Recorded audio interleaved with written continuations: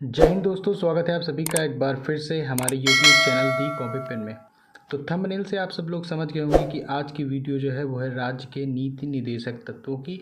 और UP TET में इससे क्वेश्चन पूछे जाते हैं। पहले नहीं पूछे जाते थे 2011 में, उसके बाद जो पेपर हुए, लेकिन 2017 के बाद 18 काफ़ी क्वेश्चन संविधान के इसमें देखने को मिलते हैं।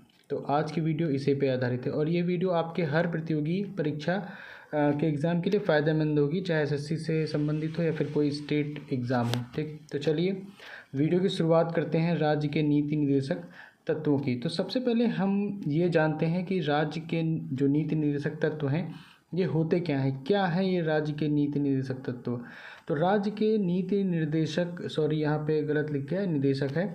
नीति निर्देशक तत्व सामाजिक, आर्थिक और राजनैतिक न्याय तथा स्वतंत्रता, समानता और बंधुत्व की भावना पर आधारित हैं, जो लोक कल्याणकारी राज्य की स्थापना करते हैं। ठीक, तो ये शब्द आपको ध्यान में रखने हैं कि नीति निर्देशक तत्व का उद्देश्य क्या होता है, लोक कल्याणकारी राज्य की स्थापना। अब ये संविधान के भाग 4 में है, अनुच्छेद 36 से 51 तक, और ये आयरलैंड के संविधान से लिए गए हैं। ये बात आपको बिल्कुल ध्यान में रखनी है, बहुत ही इम्पोर्टेंट चीज़ है, भाग और अनुच्छेद और कहाँ से लिया गया है। तो सबसे पहले हम अनुच्छेद 36 की बात करते हैं। तो अनुच्छेद 36 में राज्य की परिभाषा है। ठीक, राज्य की परिभाषा किस में है, अनुच्छेद 36 में। नेक्स्ट बात करते हैं अनुच्छेद 37 की। तो अनुच्छेद 37 में साफ लिखा गया है कि नीति निर्देशक तत्वों को आप न्यायालय में वाद योग्य नहीं है या प्रवर्तनीय नहीं है, लेकिन देश के शासन में इनको मूलभूत माना गया है, और जब आप कोई भी विधि बनाएंगे तो इनको सम्मिलित करेंगे। अब हम बात करते हैं अनुच्छेद 38(1) की। 38 में आपको 2 पढ़ने को मिलेंगे।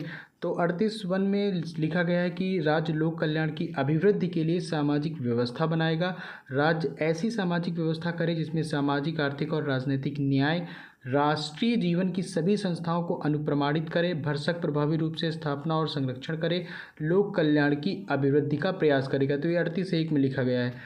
38(2) की बात करें तो 38(2) में एकदम आसान सी चीज़ लिखी गई है, जिसको आपको ध्यान में रखना है कि इसमें 4 चीज़ों की बात कही गई है। आय, प्रतिष्ठा, सुविधाओं और अवसर की जो असमानता है इसको समाप्त करने का प्रयास करना। तो 38(1) और 38(2) आपको क्लियर हो गया होगा। 38(1) में बस आप ध्यान रखिए कि आपको लोक कल्याणकारी राज्य की स्थापना की बात करता है।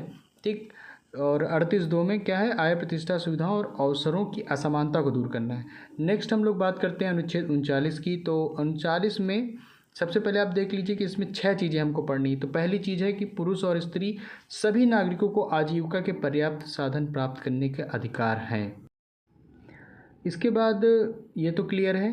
फिर नेक्स्ट में आता है कि समुदाय के भौतिक संसाधनों का उचित वितरण एवं स्वामित्व। ठीक, तो पहले में आजीविका से संबंधित है, दूसरे में भौतिक संसाधनों का उचित वितरण एवं स्वामित्व से संबंधित है। अब 39 की गौ में जो लिखा हुआ है उसमें लिखा है कि उत्पादन के साधनों का विकेंद्रीकरण होना चाहिए, उसका सेंट्रलाइजेशन नहीं होना चाहिए, डिसेंट्रलाइजेशन होना चाहिए। फिर ये बात सबसे ज़रूरी है कि स्त्रियों व पुरुषों को समान कार्य के लिए समान वेतन 39 के चौथे पार्ट में दिया गया, बहुत ही ज़रूरी, 39 घ में है, इसको आप रट लीजिए। नेक्स्ट हम बात करते हैं अगले। तो 39 अंगा में है कि पुरुष और स्त्री कर्मकारों के स्वास्थ्य और शक्ति का तथा बच्चों की सुकुमार अवस्था का दुरुपयोग ना हो और आवश्यकता से विवश होकर नागरिकों को ऐसे रोजगार में ना जाना पड़े जो उनकी आयु या शक्ति के अनुकूल ना हो। तो ये 39 अंगा में बात कही गई है। इसके बाद 42वें संविधान संशोधन। ठीक, एकदम ध्यान से पढ़िएगा। जो 39(4) में बात लिखी गई है ये जोड़ी गई है 42वें संविधान संशोधन 1976 द्वारा, और इसमें कहा गया है कि बच्चों को स्वतंत्र एवं गरिमामय वातावरण में स्वस्थ विकास के अवसर और सुविधाएं दी जाएं, बच्चों तथा अल्पवय व्यक्तियों की शोषण से तथा नैतिक और आर्थिक परित्याग से रक्षा करना। तो ये बात 39(4) में कही गई है। इसके बाद ये तो 39 के पार्ट थे। अब 39 का एक अलग से जोड़ा गया है, जो ये भी आपका 42वें संविधान संशोधन 1976 द्वारा जोड़ा गया है। इसमें आपको एक बात याद रखनी कि इसमें समान अवसर के आधार पर न्याय देना, यानी निःशुल्क कानूनी सहायता उपलब्ध कराना, समान न्याय एवं निःशुल्क कानूनी सहायता की बात 39 का में कही गई है, जो मूल संविधान में नहीं था, बाद में जोड़ा गया। अब बात करते हैं हम लोग अनुच्छेद 40 की। तो अनुच्छेद 40 में ग्राम पंचायतों के संगठन के बारे में बात की गई है। ठीक, किसके बारे में? ग्राम पंचायतों के संगठन के बारे में बात की गई है और उन्हें स्वायत्त शासन की इकाइयों के रूप में कार्य करने हेतु शक्तियों का प्राधिकार देना। तो ग्राम पंचायतों का गठन आप 40 में याद कर लीजिए। ठीक, इसके बाद अनुच्छेद 41 की बात करते हैं। तो अनुच्छेद 41 में कहा गया है कि कुछ विशेष दशाओं में कौन कौन सी 4 चीज़ें हैं? बुढ़ापे में, बेरोजगारी, बीमारी और अशक्तता। इसमें काम, शिक्षा और लोक सहायता पाने का अधिकार सुनिश्चित करने के लिए राज्य प्रभावी प्रावधान करेगा। ठीक, ये 41 में कहा गया है। इसके बाद 42 में क्या कहा गया है कि कार्य की न्याय संगत और मानवीय दशाओं का तथा मातृत्व सुरक्षा हेतु सहायता का उपबंध। तो ये इम्पॉर्टेंट अनुच्छेद है, कार्य की न्याय संगत और मानवीय दशा और मातृत्व सुरक्षा। ठीक, जरूरी है, बिल्कुल इसको याद कर लीजिए। इसके बाद 43 में क्या लिखा है? 43 में कर्मचारियों को निर्वाह मजदूरी एवं कुटीर उद्योगों का विकास लिखा गया है। 43 में बाद में 2 अनुच्छेद और जोड़े गए हैं। 43 का जो 42वें संविधान संशोधन 1976 द्वारा जोड़ा गया, इसमें उद्योगों के प्रबंध में मजदूरों की भागीदारी के लिए उपयुक्त विधान बनाना, इसकी बात कही गई है। और 97वें संविधान संशोधन अधिनियम 2011 द्वारा 43 खा जोड़ा गया, जिसमें सहकारी समितियों की बात कही गई है। तो ये इम्पॉर्टेंट है, एकदम से याद कर लीजिएगा। सबसे इम्पॉर्टेंट अनुच्छेद आगे, मतलब इम्पॉर्टेंट तो सभी हैं, इसकी बात अलग है। अनुच्छेद 44, ठीक, समान नागरिक संहिता किसमें है? अनुच्छेद 44 में है समान नागरिक संहिता, और इसको गोवा ने सर्वप्रथम लागू किया। बिल्कुल इसको याद कर लीजिए। 45 में बात कही गई है 6 वर्ष से कम आयु के बच्चों की शिक्षा व उनकी देखभाल की, और ये कब जोड़ा गया? 86वें संविधान संशोधन 2002 द्वारा। याद कर लीजिए, 86वें संविधान संशोधन 2002 द्वारा इसको जोड़ा गया, और इसमें 6 वर्ष से आयु के कम के बच्चों की बात की गई है। इसके बाद 46 अनुच्छेद 46 में क्या कहा गया है? अनुसूचित जातियों, अनुसूचित जनजातियों और अन्य दुर्बल वर्गों के शिक्षा और अर्थ संबंधी हितों की अभिवृद्धि व सामाजिक न्याय सुनिश्चित करना, ये बात कही गई है अनुच्छेद 46 में। अगले अनुच्छेद की हम लोग बात करते हैं, अनुच्छेद 47 की। तो अनुच्छेद 47 में कहा गया है लोगों के पोषाहार स्तर व जीवन स्तर को ऊंचा करना तथा लोक स्वास्थ्य के सुधार को प्राथमिक कर्तव्य मानना, और मादक पेय व हानिकारक नशीले पदार्थों के सेवन का प्रतिषेध करने का प्रयास करना। तो ये बात अनुच्छेद 47 में कही गई है। 48 में है कृषि तथा पशुपालन का संगठन आधुनिक वैज्ञानिक प्रणालियों के अनुसार करना तथा गायों, बछड़ों व अन्य दुधारू या वाहक पशुओं की नस्लों का परिरक्षण और सुधार करना व उनके वध का प्रतिषेध करने के लिए कदम उठाना। तो अनुच्छेद 48 में कृषि व पशुपालन संगठन की बात कही गई है, और दुधारू पशुओं के बारे में बताया गया है, और उनका वध न करना, इसके बारे में बताया गया है अनुच्छेद 48 में। तो 3 चीज़ें अनुच्छेद 48 में कही गई हैं, इनको आप एकदम से याद कर लीजिए। तो अनुच्छेद 48 के बाद 42वें संविधान संशोधन 1976 द्वारा अनुच्छेद 48 का जोड़ा गया। ठीक, अनुच्छेद 48 का जोड़ा गया 42वें संविधान संशोधन अधिनियम 1976 द्वारा। इसमें फिर वही पर्यावरण संरक्षण, वन व वन्य जीवों की रक्षा की बात कही गई है। ठीक, ये भी इंपॉर्टेंट हो गया।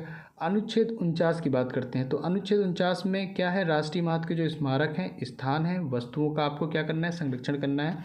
इसकी बात अनुच्छेद 49 में कही गई है। 50 में क्या कहा गया है? 50 में सीधा सीधा याद कर लीजिए, कार्यपालिका का न्यायपालिका से पृथक्करण। ठीक, कार्यपालिका और न्यायपालिका से पृथक्करण हेतु राज्य कदम उठाएगा, इसकी बात अनुच्छेद 50 में कही गई है। और नेक्स्ट हम लोग बात करते हैं जो अंतिम हमारा अनुच्छेद है, अनुच्छेद 51। तो इसमें भी एक लाइन आप याद कर लीजिए, इसमें अंतर्राष्ट्रीय शांति एवं सुरक्षा को बढ़ावा देना या उसके लिए प्रयास करना। तो अंतर्राष्ट्रीय शांति एवं सुरक्षा की अभिवृद्धि, राष्ट्रों के बीच न्याय संगत व सम्मानपूर्ण संबंधों तथा अंतर्राष्ट्रीय विवादों को मध्यस्थता से निपटाने के लिए प्रोत्साहन देने का प्रयास करेगा। ये बात कहाँ लिखी गई है? ये बात है अनुच्छेद 51 में। ठीक, तो ये तो अनुच्छेद हो गए आपके 36 से 51 तक। इनमें जो इम्पॉर्टेंट हैं, इम्पॉर्टेंट क्या, आप इनको सभी याद कर लीजिएगा 36 से 51 तक कंटिन्यू। अब हम कुछ प्रश्न देख लेते हैं। जैसे इसमें लिखा गया है कि भारतीय संविधान के किस भाग में नीति निदेशक तत्व हैं? तो भाग 4 हो गया, ऑप्शन बी एकदम राइट आंसर है। ठीक, इसके बाद नीति निर्देशक सिद्धांतों की अवधारणा किस देश के संविधान से ली गई है? आपने पढ़ा है, आपको याद है। किस देश से? आयरलैंड देश से ली गई है नीति निर्देशक सिद्धांतों की अवधारणा। इसके बाद फिर वही आ गया ना, यूनिफॉर्म सिविल कोड, समान नागरिक संहिता कौन से अनुच्छेद में है? अनुच्छेद 44। कौन से अनुच्छेद में है? रट लीजिए, अनुच्छेद 44 में समान नागरिक संहिता की बात की गई है। और ये देखिए फिर आगे ना ग्राम पंचायतों का गठन, तो ग्राम पंचायतों का गठन किस में है? अनुच्छेद 40 में है। ग्राम पंचायतों का संगठन किस में है? अनुच्छेद 40 में है। कुछ विगत वर्षों के महत्वपूर्ण प्रश्न देख लेते हैं, जैसे भारतीय संविधान के किस अनुच्छेद के तहत समान नागरिक संहिता का प्रावधान है? तो इसका उत्तर अनुच्छेद 44 हो गया। इसके बाद नीति निषेध तत्वों को संविधान की आत्मा किसने कहा? ग्रेनविल ऑस्टिन ने कहा। संविधान की आत्मा किसने कहा? Granville Austin. और प्रश्न संख्या 3, ग्राम पंचायतों का संगठन, अनुच्छेद 40 इंपॉर्टेंट है यूपी टेट में और ग्रामीण विकास परीक्षाओं के लिए महत्वपूर्ण भी है। ठीक, तो 2 प्रश्न हो गए, यानी टोटल 3 प्रश्न हो गए। अगले प्रश्न पर आते हैं। तो लिखा है कि भारतीय संविधान में नीति निर्देशक तत्वों को शामिल करने का मुख्य उद्देश्य क्या है? सिंपल सा है, सामाजिक और आर्थिक लोकतंत्र की स्थापना करना है, लोक कल्याणकारी राज्य की स्थापना करना। न्यायपालिका को कार्यपालिका से पृथककरण अनुच्छेद 50 में है। इसके बाद समान न्याय और मुफ्त कानूनी सहायता किस अनुच्छेद में है? 39A में है ना। इसे 42वें संविधान संशोधन द्वारा जोड़ा गया था, याद है आपको? ठीक है, वेरी गुड। अंतर्राष्ट्रीय शांति एवं सुरक्षा अनुच्छेद 51। अंतर्राष्ट्रीय शांति एवं सुरक्षा अनुच्छेद 51। काम पाने का अधिकार, शिक्षा का अधिकार, सार्वजनिक सहायता पाने का अधिकार, ये अनुच्छेद 41 में है। उद्योगों के प्रबंध में श्रमिकों की भागीदारी अनुच्छेद 43 का में है, इसे भी अलग से जोड़ा गया। ठीक, 42वें संविधान संशोधन 1976 द्वारा। नेक्स्ट प्रश्न की बात करते हैं। तो गोवध पर रोक है ना, नशीले पदार्थों और पशुपालन का आधुनिक संगठन, ये अनुच्छेद 47 और 48 में मिलता है। ये संयुक्त रूप से अगर उत्तर आ जाए तो 47 48 ऑप्शन पे डिपेंड करेगा, नहीं तो गोवध वाला तो आपका वो 48 हो गया और नशीले पदार्थ वाला आपका किस में हो गया? 47 में हो गया। ठीक, तो ये ऑप्शन पे डिपेंड करता है। अगला प्रश्न है, क्या नीति निर्देशक तत्व न्यायालय में परिवर्तनीय है? तो इसका उत्तर है नहीं। ठीक, शराबबंदी संविधान के किस अनुच्छेद में आती है? ये भी 47 हो गया। स्मारक, ऐतिहासिक भी चीज़ें हैं, राष्ट्रीय महत्व की है, वो अनुच्छेद 49 में इसकी बात कही गई है। इसके बाद क्वेश्चन नंबर आता है 14, पर्यावरण का संरक्षण, ये तो 48 अनुच्छेद 48A में है, 42वें संविधान संशोधन जोड़ा गया।